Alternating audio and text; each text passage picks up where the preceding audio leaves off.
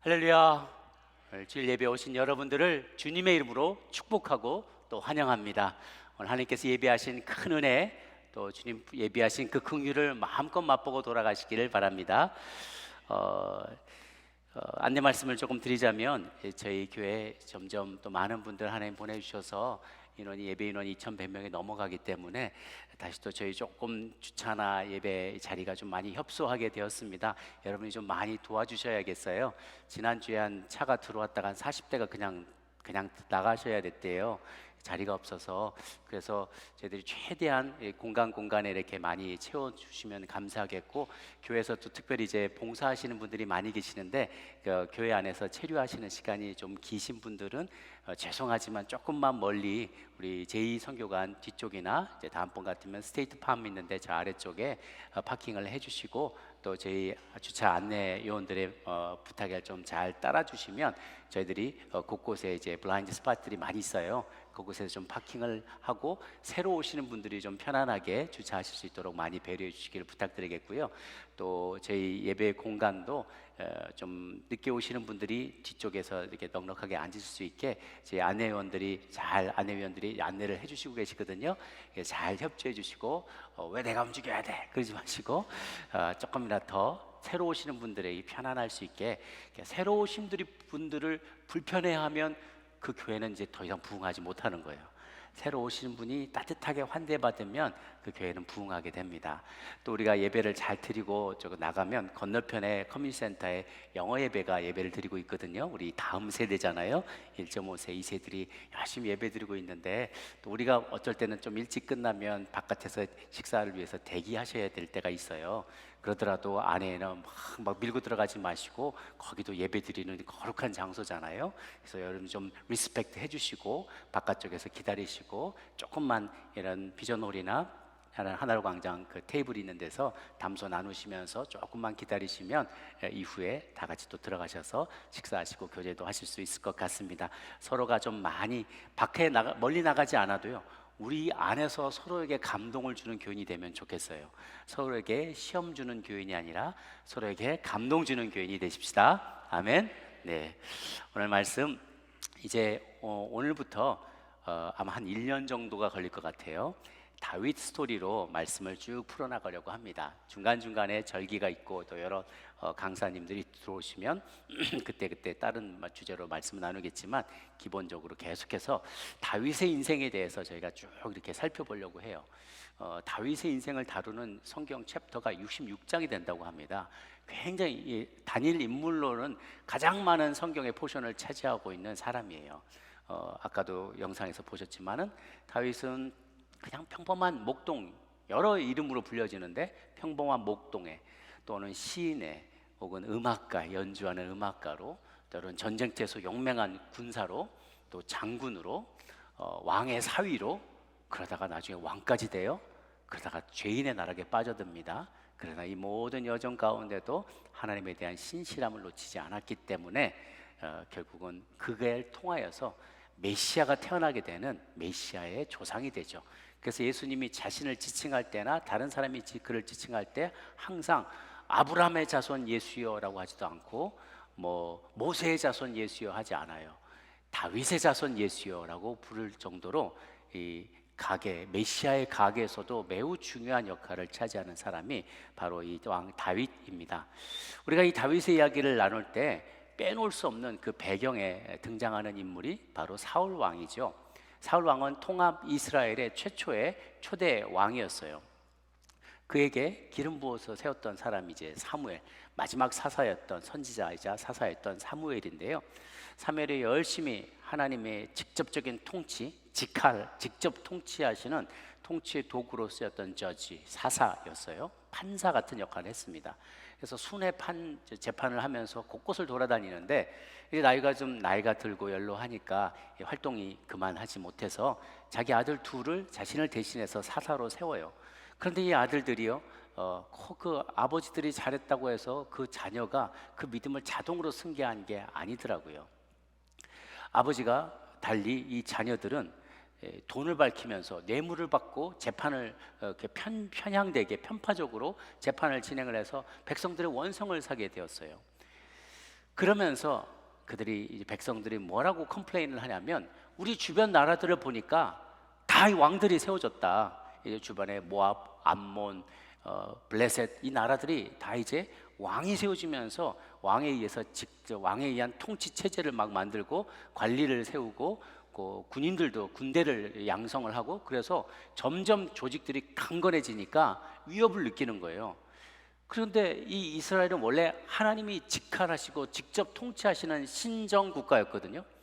신정 국가의 장점은 주님께서 책임져 주신다는 건데 단점은 뭐냐면 이 믿음이 없으면 이걸 견디지 못한다는 거예요. 불안하다는 거예요. 아니 왕이 있으면 보이는데 왕이 있어서 누가 왕이고 탁탁 군대가 막 누가 외적이 쳐들어오면 저기 쳐들어오면 군대를 동원하고 막 앞에 나가 싸우는 이게 보이면 안심을 하는데 눈에 안 보여. 신정은 하나님이 통치하신다는데 어디 계신지 잘 모르겠고 그때는 그 하나님 또 우리가 예배를 드려야 되고 그 관계를 맺어야 되고 그런 하나님 보이지 않는 하나님과 소통하면서 우리의 마음의 소원을 아뢰고 그분의 뜻을 받아들고 나가는 게 이게 불편하다는 거예요. 여러 가지로 불편하고 믿음지가 못한 거예요. 이게 사실은 믿음이 없는 거죠. 세대가 점점 믿음이 사라지고 믿음이 없어지면서 하나님이 직접 통치하신다는 신정 통치의 그런 확신이 없어지는 거예요. 그러니 우리에게도 왕을 주시오. 당신의 자녀들이 당신만 못하기 때문에 사사 역할을 제대로 못하고 주변에 왕들이 이렇게 세워나고 왕국이 세워지는데 우리에게도 왕을 세워주시오 라고 컴플레인을 하기 시작하는 거죠. 그러자 하나님이 거기에 대해서 사무엘상 8장 7절에 이렇게 답을 하십니다. 같이 한번 읽어보겠습니다. 시작. 여호와께서 사무엘에게 이르시되 백성이 내게 한 말을 다 들으라. 이는 그들이 너를 버림이 아니요 나를 버려 자기들의 왕이 되지 못하게 함이니라. 그때까지 사무엘이 직접 통치했단 말이에요. 하나님에게로부터 위임을 받아서 신정국가로서의 통치 행위를 다 해왔던 사무엘에게 이제 당신 됐으니까 그만하시고 왕을 세우시오라고 말하니까 사무엘이 상처를 받은 거예요. 아니 내가 그동안 정말 정성을 다해서 이 백성을 돌봤건만 뭐가 부족하다고 나를 쫓아내고 나와 내 자녀들을 쫓아내고 자기들이 또 누구 리더를 세워달라는 말이냐 하고 마음이 어려워할 때 하나님이 야 이거는 백성이 너를 버린 게 아니야. 사실은 나를 버린 거야. 나를 버려서 왕이 되지 못하게 한 거야. 자기들의 왕인 실제적인 왕인 나를 버리고 인간의 왕, 눈에 보이는 왕 우상을 섬기겠다고 하는 것이다. 너를 버린 게 아니다. 그럼 주님께서 이 백성이 모든 죄 위에다가 왕을 요구하는 죄를 또 지었다고 얘기를 하세요.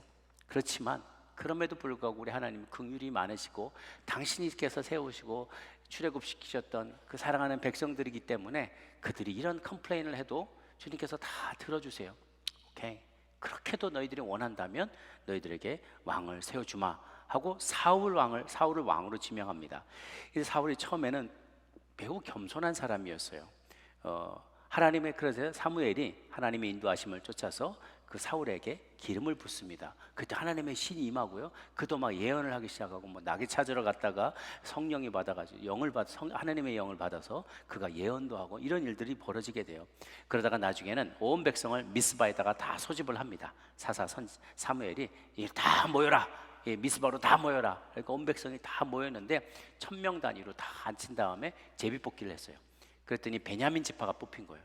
베냐민 지파에서 또 제비뽑기 했더니 마드리 패밀리가 가족이 뽑힌 거예요. 마드리 가족에서 나중에 또 뽑으니까 기스 패밀리가 기스의 아들인 사울이 왕으로 딱 이 낙점이 찍혀진 것이죠. 그래서 야 우리 왕이 됐다, 초대 왕이 됐다 하고 막 축하하면서 어디냐 하는데 안 보이는 거예요. 어디 갔냐? 사울이 오긴 왔냐? 그랬더니 저기 짐꾸러기 뒤에 가서 숨어 있는 거예요. 이렇게 막 숨어 있어요. 아니 우리가 왕으로 당신이 뽑혔다. 빨리 와서 왕관을 받아라. 그런데 무슨 말이냐고. 나는 그럴 만한 인물이 못 된다. 우리 집안 베냐민 집안 아주 꼬레비 집안이다. 거의 망해가는 집안이고 그 중에서도 우리 아버지 집안은 진짜 정말 노바디다. 우리는 왜 나 같은 사람을 왕이라고 나는 왕자 어떻게 하는지도 모른다. 나는 배도 왕자도 없다. 나는 해본 적이 없다. 그래서 막 그 손사래를 치는 거예요. 그래도 하나님께서 그를 왕으로 세우셨기 때문에 어쨌든 대표의 자리에 있었어요. 그러다가 어느 때 40살에 왕이 됐는데 11장에 사무엘상 11장에 보면 길르앗 야벳이라는 지역에 이 암몬 족속들이 쳐들어오게 돼요. 그래서 쳐들어왔는데 너무 압도적인 그 군사력으로 쳐들어오니까 그 길랏 야벳 지역에 있는 장로들이 야, 안 되겠다고 전국에 방을 보내서 사람들을 보내서 우리가 지금 죽게 됐다, 와서 좀 도와달라 라고 하면서 슬피 울면서 마을을 막 돌아다니면서 도움을 청하고 다녔어요. 그 소식을 밭 갈고 있던 사울이 들었어요. 사울이 그때만에 왕 됐는데도 뭐 왕이 따로 뭘 할 수 있는 게 없어서 본 적도 없고 자기 밭 갈고 있었거든요.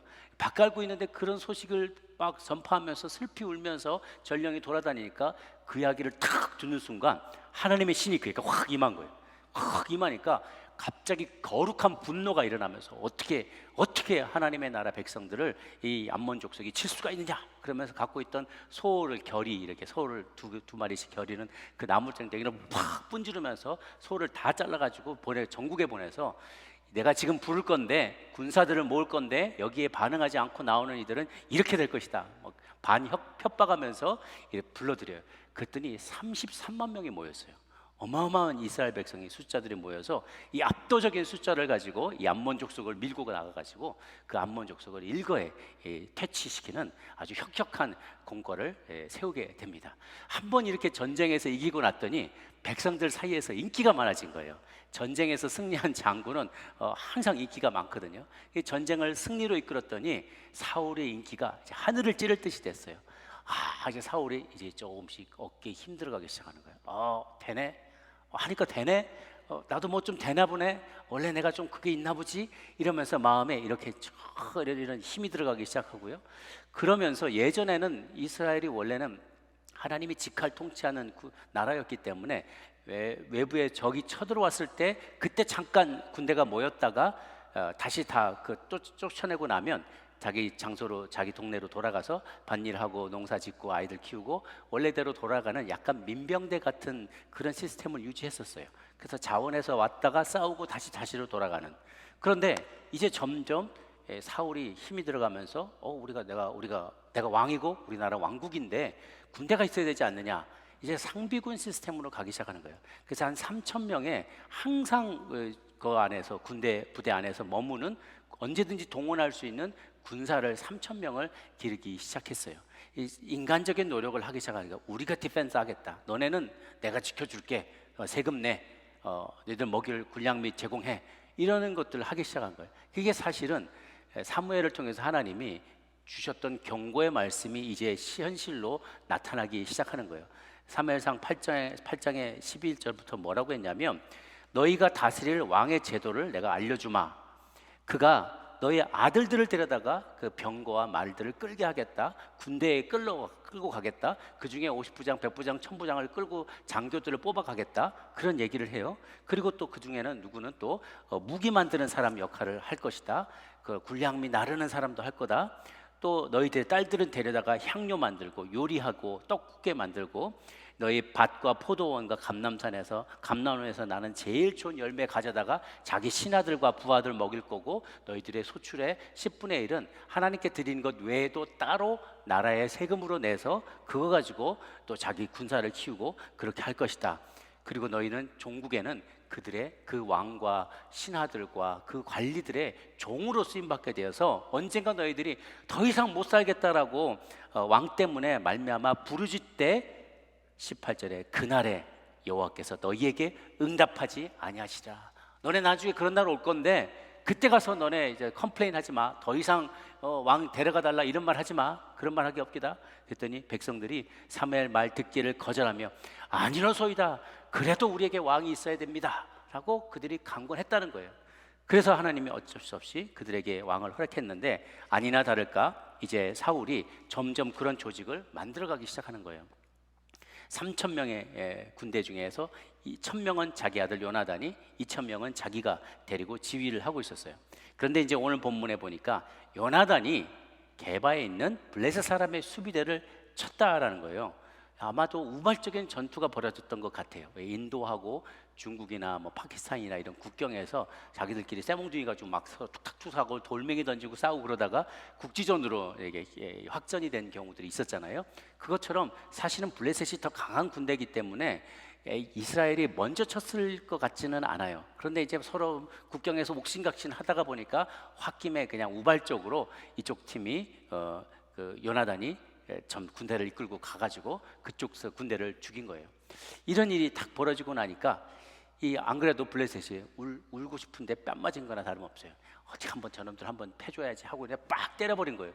그러니까 이제 전면전으로 시작이 된 거죠. 블레셋이 군대를 다 이끌고 와서 쳐들어왔는데 그 숫자가 3만 6천, 최소 3만 6천 명 이상이에요. 3만 명의 병거가 3만 개가 있다 그러니까 보통 이 병거에 타면은 한 사람은 이 말을 끌고 말을 이제 몰고 한 사람은 활을 쏘거나 방패로 막거나 이렇게 팀을 짜서 가거든요. 고대 시대의 탱크나 다름없어요. 그러니까 그걸로 철갑을 탁 두르고 그 말 차는 걸로 확 하고 밀고 나가 보면 보병들이 우유우유 하고 있다 그냥 완전히 그냥 박살이 내버리는 거예요. 옆에다가 이런 칼날 같은 것도 뾰족한 것도 달고 그러면 진짜 천하무적입니다. 그 보병 전차 부대가 3만 명이 있었다고 보고요. 6천 명의 마병이 있었다. 기마 부대가 6천 명 있었어요. 말도 무섭거든요. 말이 팍 돌파하고 지나가면 보병들은 그냥 삽시간에 쓰러져 버려요. 거기다가 보병은 모래알과 같이 많이 몰려왔다. 그러니까 최소 3만 6천에다가 많으면 뭐 7만 명, 10만 명도 가능한 그런 대부대가 블레셋이 쳐들어온 거예요. 촉촉촉촉 막 열을 맞춰서 오하열을 맞춰서 올라오는데 이스라엘은 꼴랑 3천 명뿐이었어요. 자기들은 상비군이라고 생각하고 3천 명이 있지만 사실은 큰 인원이 아니거든요. 그런데 그 전에 신정 통치, 하나님이 통치하실 때는 오라 그러면 수십만 명이 모이는데 인간적으로 자기가 먹이고 살리고 그런 왕정으로 시스템을 가져갈 때 데리고 있는 사람이 3천 명밖에 없었어요. 그래서 어떻게든지 싸워보려고 하는데 절박하니까 이스라엘 백성들이 막 숨고 도망가고 심지어는 요단강이 있고 여기 이스라엘 땅이 있고 블레셋이 있는데 쳐들어왔는데 요단강 동쪽으로까지 도망가 버렸다는 거죠. 그래서 걸음 하나를 살려고 다 도망가고요. 이 사람들의 이 사기가 예전만 하지 못한 거예요. 암몬과 싸웠을 때는 여호와의 신이 임하면서 수십만 명이 한꺼번에 몰려와서 이 압도적인 전력으로 적을 무찔렀는데 이번에 블레셋이 쳐들어오니까 막 옹졸하게 다 도망가고 흩어져 버리는 거예요. 여호와의 신이 함께 하느냐 아니냐에 따라 전쟁의 양상이 완전히 달라진다는 것이죠. 사랑하는 여러분, 저희 삶에도 많은 전쟁이 있어요. 전투가 있어요. 많은 다툼이 있습니다. 그럼에도 불구하고 하나님의 신이 함께 한다면 승리할 수 있어요. 그런데 그 신이 나와 함께하지 않으면, 하나님의 영이 나와 함께하지 않으면 아무리 숫자가 많거나 배움이 많거나 돈이 많거나 능력이 많아도 그 싸움에 승리할 수가 없는 거죠. 이제 사울이 그래도 갖고 있는 군단을 가지고 싸울 채비를 다 마치고요. 이제 7일을 기다리는데 아마 오늘 본문에 나오지는 않았지만 전가를 받은 사무엘이 약속을 했던 것 같아요. 길갈에서 군사를 모으고 있어라. 그리고 나를 기다려라. 7일째 되는 날 내가 가서 함께 예배하고 하나님의 임재를 구하고 싸우면 이길 수 있을 것이다 라고 약속을 줬던 거예요. 길갈에서 7일을 기다리라는 거죠. 7일 시간이 다 지났는데 아마 나중에 보면은 아시겠지만 7일의 시간이 거의 끝나가는데 아직 끝나지는 않은 것 같아요. 왜냐하면 나중에 여호와께서 너에게 내린 명령을 지키지 않았다라고 사무엘이 막 야단을 치거든요. 지키지 않았던 거예요. 그러니까 7일이라고 했는데 해가 뉘엿뉘엿 좀 져가는데 그 기간을 견디질 못해서 불안해하는 거예요. 7일의 시간이 다 끝나는데 사무엘이 아직 안 나타나니까 아니 병사들이 하나둘씩 도망가기 시작하는 거예요. 사기는 땅에 떨어지고 제사를 드려야 되는데 제사장이 없단 말이에요. 그런데 사울이는 왕이 나서서 제물을 바치고 제사장 역할을 해버린 거예요. 원래는 왕, 제사장, 선지자가 다 다른 역할을 하게 되어 있었어요. 원래 세 가지를 다 사무엘이 감당했지만 왕의 역할만 떼어서 새롭게 왕을 세워준 것이 나머지 예배드리고 하나님을 만나고 백성들에게 하나님의 뜻을 전파하는 제사장과 선지자의 역할은 아직도 사무엘이 하고 있었거든요. 사무엘이 오지 않았는데 자기가 자력구제한 거예요. 왕이 제사를 지냈어요. 하나님의 임재가 눈에 보이지 않으니까 두려웠던 거예요. 그러면서 이 번제만 어떻게든지 드리면 승리는 보장받지 않을까? 약간 하나님을 그냥 내가 뭔가 바치기만 하면 자동으로 축복을 주시는 무슨 vending머신처럼 생각한 거예요. 옛다 받으시오.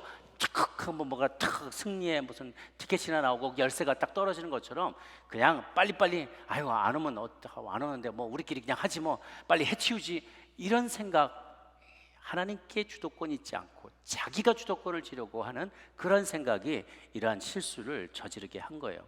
마치 언약궤만 가지고 나가면 언제든지 전쟁에서 승리할 수 있는 걸로 착각했던 우리 엘리 제사장의 두 아들 홈니와 비느하스, 그 두 사람처럼 결국은 그들이 언약궤 끌고 나갔다가 자기들도 다 죽고 언약궤도 블레셋에게 빼앗겼던 불과 얼마 전에 있었던 그 일들이거든요. 그렇게 언약궤도 빼앗긴 상태에서 지금도 그들이 이렇게 예배만 딱 드리고 나면 어떻게든지 상관없이 그러면 마치 승리할 수 있는 부적을 얻는 것처럼 그렇게 생각을 했다는 거예요. 물론 그 초조한 상황은 이해가 됩니다. 엄청난 숫자의 대적이 저렇게 대적해 있는데 아군은 도망가거나 사기가 떨어지고 하나둘 도망가고 선지자는 안 왔죠. 예배도 못 드렸죠. 축복의 약속도 못 받았으니 마음이 두려웠을 것입니다. 그러나 하나님이 그가 주도권을 갖고 있다는 사실을, 그 사실을 잊어버리는 순간 패배의 그늘이 지기 시작한 거예요. 사무엘이 도착을 했습니다. 아마 7일째 거의 꽉 채워서 도착을 한 것 같아요. 그러고 나서 사무엘이 사울을 심하게 야단을 칩니다. 13절 말씀을 같이 한번 읽어볼까요? 시작. 사무엘이 사울에게 이르되 왕이 망령되이 행하였도다. 왕이 지키지 아니하였도다.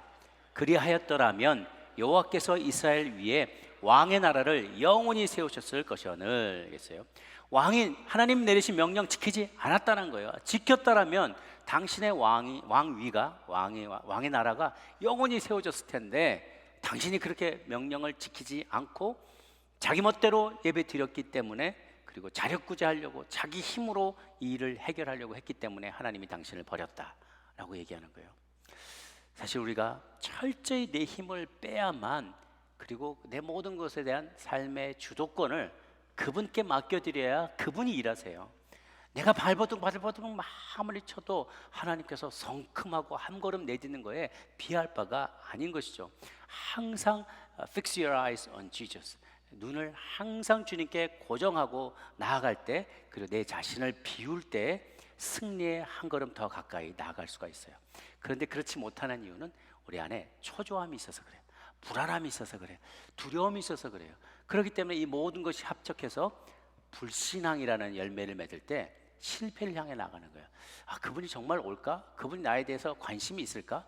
관심이 있더라도 해결할 수 있는 능력이 있을까? 그분이 나를 사랑하실까? 자꾸 퀘스천하고 자꾸만 하나님의 사랑과 하나님의 능력과 하나님의 존재에 대해 신뢰를 불신앙으로 일관할 때 결국은 그럼 내가 해야지, 내 힘이 들어가기 시작하는 거예요.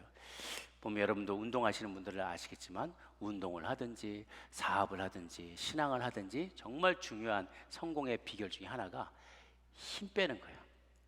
힘 빼는 거예요. 골프 하시는 분들은 맨날 힘 빼라 그러잖아요. 힘 빼고 있다가 임팩트 순간에 탁 하면은 잘 맞는데요. 저는 잘 안 해봐서 모르지만 축구하는 거는 제가 알아요. 축구할 때도 보면 그냥 처음부터 힘을 쫙 주는 게 아니라 힘을 빼고 있다가 마지막 임팩트 순간에 팍 하고 힘을 주면 정말 힘차게 빨랫줄 같이 날아가거든요. 음식하거나 비즈니스 하는 것도 마찬가지입니다. 막 내가 요리를 다 잘한다고 그냥 식당을 오픈했는데 막 여기서부터 메뉴판이 막 책 한 권이야. 이것도 조금 저것도 조금 오만 잡다한 걸 다 팔으면은 이것도 안 되고 저것도 안 되고 아무것도 안 돼요. 우리는 국밥으로 승부를 건다. 우리는 김밥의 천국이다. 뭐든지 하나 정말 한두 가지 딱 정해서 내가 집중해서 하는 거, 그게 힘 빼는 거예요. 다 잘할 수 있다라고 생각하는 게 아니라 정말 힘 빼고 내가 보냄받은 자리, 내가 부름받은 자리, 내게 주신 은사, 그거에 집중해서 하려고 애쓰면 그것이 운동이건 사업이건 신앙생활도 내가 주도권을 쥐고 하려고 막 내가 모든 것을 다 하려고 하지 않고 힘을 빼는 거예요. 힘을 빼고 그분이 이끄시는 대로, 이끌어 가시는 대로, 바람 불어주시는 대로 거기에 순종해서 가게 될 때 내가 감당치 못했거나 생각하지 못했던 놀라운 일들을 해낼 수가 있게 되는 것이죠. 이게 성령의 사람의 특징이에요. 그런데 그때 넘어야 될 산이 두려움을 극복하는 거예요. 두려움을 극복하는 거예요. 아, 이렇게 퍼주다가 내가 망하는 거 아니야. 이렇게 남 좋은 일만 하다가 나는 한 번도 주인공도 되지 못하고 평생 잊혀지는 거 아니야. 내가 언제까지 이렇게 기다려야만 해. 자꾸 힘 빼고 살 때, 양보하고 살 때, 남 도와주고 살 때, 베풀며 기다리며 살 때 자꾸만 이런 의심이 드는 거예요. 초조함, 불안함, 두려움, 결국은 그게 불신앙이 되고 결국은 다시 내 손에 힘이 들어가게 되는 것이죠. 그 힘을 내려놓기를 주님은 원하세요. 여러분, 그 영화의 아카데미상에 보면 아카데미 금메달, 은메달, 동메달 이렇게 안 하잖아요. 아카데미 주연 배우상도 있고요, 나무 주연상이 있고 나무 조연상도 있어요. 여우 주연상도 있고 여우 조연상도 있어요. 그 말은 카테고리가 다르다는 거예요. 주연만 있다고 해서 영화가 다 히트치는 거 아니잖아요. 다 원빈만 있다고, 다 이병헌만 있다고 그 영화가 처음부터 끝까지 진지하기만 해, 무섭기만 해, 항상 인상 쓰고 막 대사만 해. 그럼 1시간 반 영화 보고 나면 막 힘이 지쳐요. 근데 옆에서 그냥 오달수나 막 이런 사람 같이 괜히 시덥지 않은 얘기도 하기도 하고 막 가다가 넘어지기도 하고 막 농담도 해주고 그러면 긴장도 풀리고, 이런 역할을 해주는 감초 같은 배우들이 딱 있을 때 이 대비가 되면서 주인공도 살고 그 조연도 살고 스토리로 사는 것이죠. 그래서 모두가 주연이 아니에요. 어떤 사람은 조연으로도 쓰고요, 심지어 어떤 빌런도 쓰세요. 그래서 이 주인공이 더 돋보이게 만들면서 그 감동이 배가 되게 만드는 것이죠. 하나님은 그래서 하나님의 나라에 하나님의 쓴 인생의 드라마, 우리 인생의 드라마에 주연 조연 따로 없어요. 누구나 다 맡은 하나님의 역할이, 주신 역할이 있다는 것이죠. 그 역할이 중요한 거예요. 그럼 누가복음 16장에 보면 나사로, 부자와 나사로 스토리 아시죠? 거기 보면은 거기서 주연이 누군가, 제일 대사 분량이 많은, 촬영 분량이 많은 사람이 누군가 보면 부자예요. 부자가 대사가 제일 많아요. 나사로는 대사 하나도 없어요. 보시면 16장의 19절부터 보면 한 부자가 있어서 자색옷과 고운 베옷을 입고 날마다 호롭게 즐기는데 나사로라는 사람 거지가 그 앞에 헌데투성이로 버려졌다. 부자의 상에서 떨어지는 거 배불리 먹고 개들이 와서 한 대를 흩었다. 거지가 죽어서 천사에게 들려가서 아브라함 품에 들어가서 그 부자도 죽었다. 근데 그 음부의 고통 중에 눈을 들어보니 아브라함과 그 품에 있는 나사로가 보여서 아버지 아브라함이여 나를 긍휼히 여기사, 이때부터 이제 부자의 대사가 끝까지 계속돼요. 몇 절이 계속 나와요. 아브라함을 보내서 내게 찬물 좀 찍어서 혀에다 좀 시원하게 해주세요. 그랬더니 얘야, 너네와 있는 곳과 우리가 있는 곳이 커다란 구렁이가 있어서 걸로 죽은 자도 그쪽에서, 지옥에서 이쪽으로 못 넘어가고 천국에서 그쪽으로 못 넘어가. 말도 안 되는 소리 하지 마. 그러면 아버지여 아브라함이여, 그러면 나사로라도 보내서 우리 아버지 형제들이 5명 있는데 가서 너네들은 예수님 잘 믿고 이렇게 죄짓지 않게 그렇게 꼭 좀 얘기 좀 해주세요. 그랬더니 그래들은 모세도 있고 선지자도 있으니까 그들이 잘 전달해 줄 거야. 아니요, 죽은 사람이 살아서 걸로 가면 더 잘 믿을 거예요. 야, 산 사람 말도 안 믿는데 죽은 사람 말을 믿겠냐 니? 그러면서 막 야단을 치는 거예요. 그 대사의 분량을 보면 명백히 주인공은 부자입니다. 그런데 여러분 다 부자가 되고 싶으세요? 그 스토리의 부자처럼 되고 싶으세요? 아니죠. 그 어렵게 힘들게 살았지만 하나님 믿고 아브라함 품 안에서 안식을 누리는 그런 나사로 같이 우리는 살고 싶은 거예요.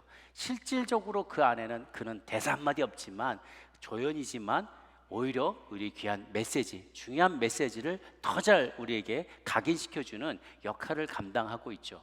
그래서 주연, 조연 따로 없다는 거예요. 하나님의 인생 드라마는 모두가 주연이에요. 하나님이 이때는 주연 역할을 시키기도 하고요, 다 다양하게 바꾸시기도 합니다.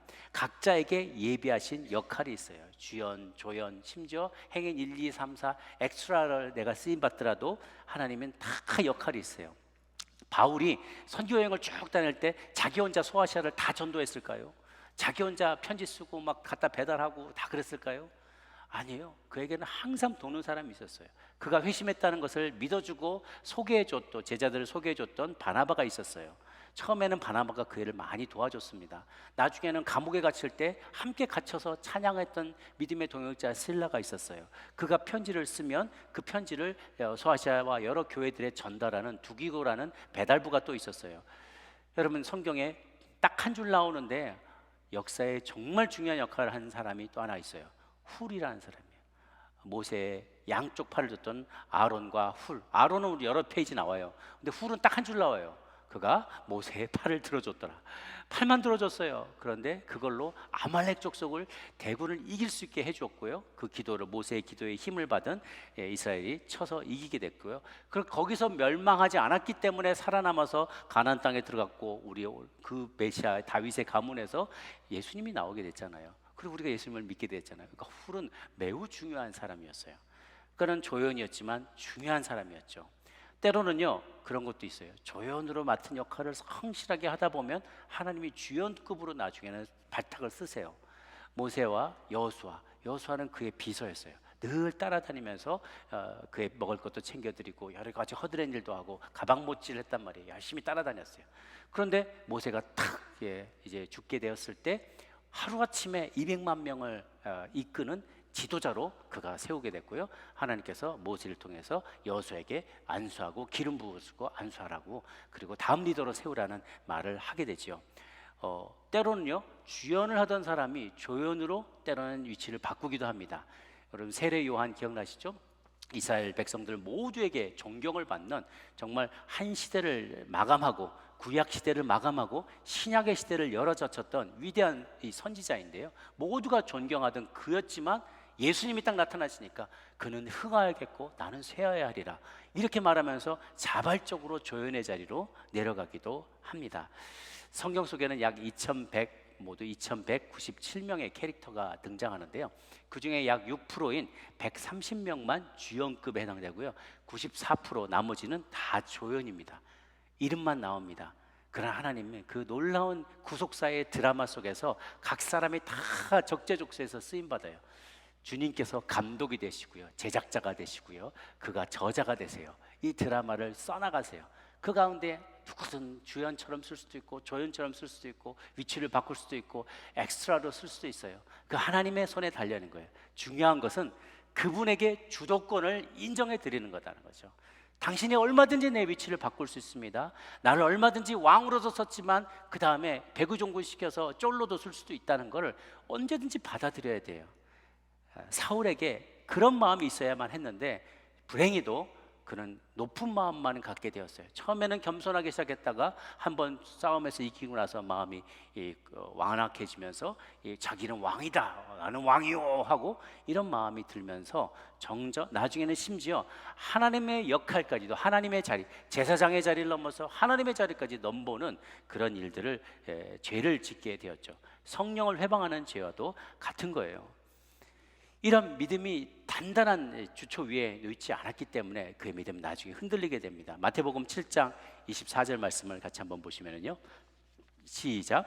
그러므로 누구든지 나의 이 말을 듣고 행하는 자마다 그 집을 반석 위에 지은 지혜로운 사람 같으니, 믿음이 든든한 반석 위에 주초를 놓고 그 집에 집이 지어져야 되는데, 사울은 하나님을 믿긴 믿었지만 두려움, 불안한 마음, 그리고 불신앙하는 마음, 불순종, 그것이 나중에는 불순종까지 이어져서 제사장의 자리를 넘보고 결국은 하나님까지도 만홀히 여기게 되는 그런 일들이 벌어지게 돼요. 그래서 우리 안에 그런 두려움을 쫓으려면 이런 말씀에 대한 확신이 있어야 됩니다. 빌립보서 4장 6, 7절 말씀을 같이 한번 읽습니다. 시작. 아무것도 염려하지 말고 다만 모든 일에 기도와 간구로 너희 구할 것을 감사함으로 하나님께 아뢰라. 그리하면 모든 지각에 뛰어난 하나님의 평강이 그리스도 예수 안에서 너희 마음과 생각을 지키시리라. 아멘. 염려하지 마십시오. 내가 안 하면 이 일 안 될 거라고 생각하지 마세요. 내가 아니면 이 일 안 된다고 생각하지도 마세요. 하나님의 일은, 하나님이 계획하시고 뜻하신 일은 반드시 이루어집니다. 여러분이 안 하셔도 돼요. 전 세계 모든 뉴스 여러분이 다 읽지 않아도 괜찮아요. 하나님의 뜻이 무엇인지만 우리가 분별하면 돼요. 그래서 우리가 아까 찬양했던 아버지의 마음이 내 마음이 되고 아버지의 뜻이 내 뜻이 될 때, 그럴 때 우리는 하나님의 뜻대로 이루어지가 나가는 그 뜻을 이루는 하나님의 사람들이 될 수 있는 것이죠.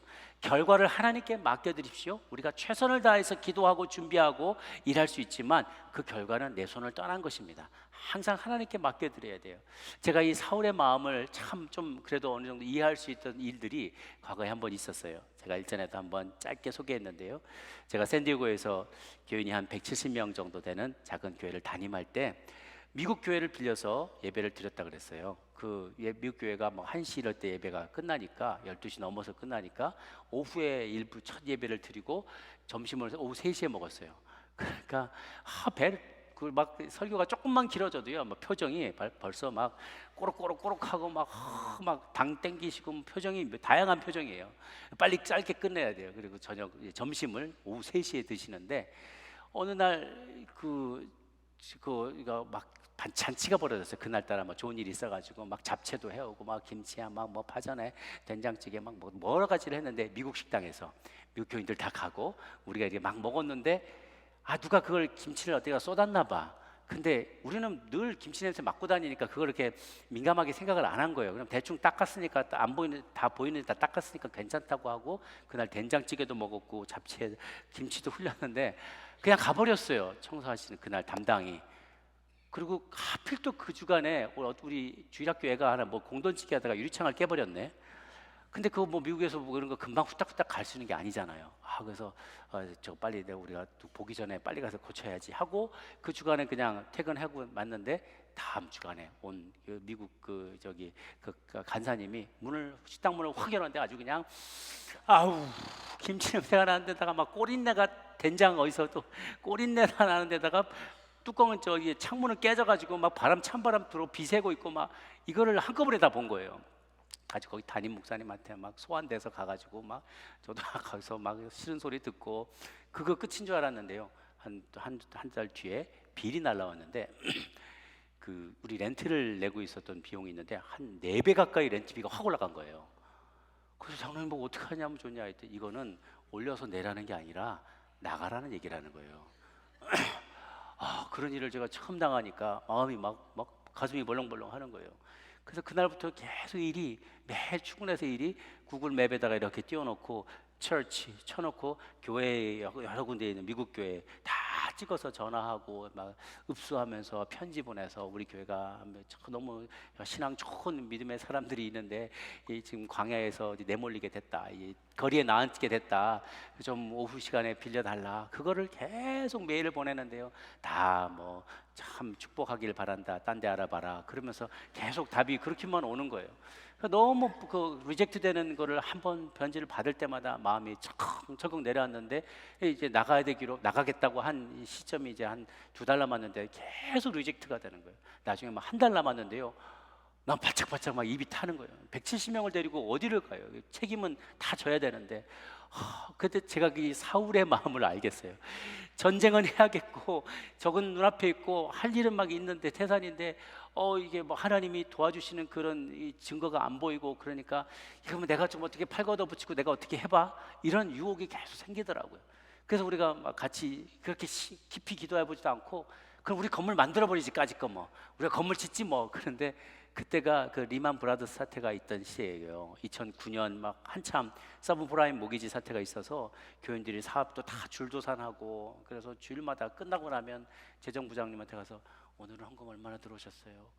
왜냐하면 다음 달 렌트비 내야 되는데 그게 너무 그거를 맞추는 게 너무 힘들던 때였어요. 세탁소도 다 문 닫고 저희 교인들도 몇 개나 집을 다 날리고 그러던 때였거든요. 그러니 건축을 하는 게 불가능한 거잖아요. 근데 우리 손으로 어떻게 해보자고.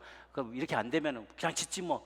이렇게 했다가 다음 주간에 막 대판 싸움이 나고 가니 못 가니 막 안 나오니 막 이런 일들이 많이 벌어지는 거죠. 그래서 그때 정신 차리고 다시 기도하기 시작하는데요, 놀라운 일을 보신 거예요. 기도하고 분명히 그때 받을 때는 지도 안에 그게 없었는데, 없었던 게 당연한 게 그때는 철치만 봤는데 그 옆에 딱 보니까 세나가 유대 회당이 하나 있는 거예요. 연락을 했더니 언제든지 오래.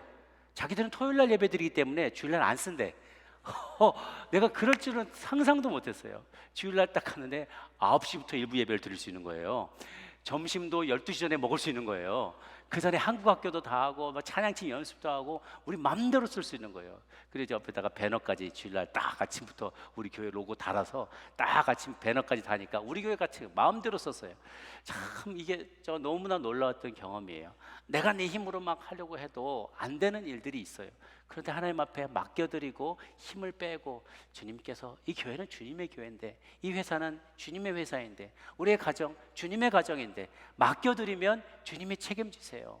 내가 어떻게든지 해보려고 자력구제하려고 할 때 힘이 들어가잖아요. 그 일이 더 안 됩니다. 더 패배하고 더 실수를 하게 되죠. 그런데 놀라운 신의 한 수가 기다리고 있다는 거예요. 하나님의 때를 기다리면 하나님의 기름 부심이 임하게 되는 것이죠. 이 14절에 사무엘이 이어서 이렇게 말을 합니다. 같이 한번 읽도록 하겠습니다. 시작. 지금은 왕의 나라가 길지 못할 것이라.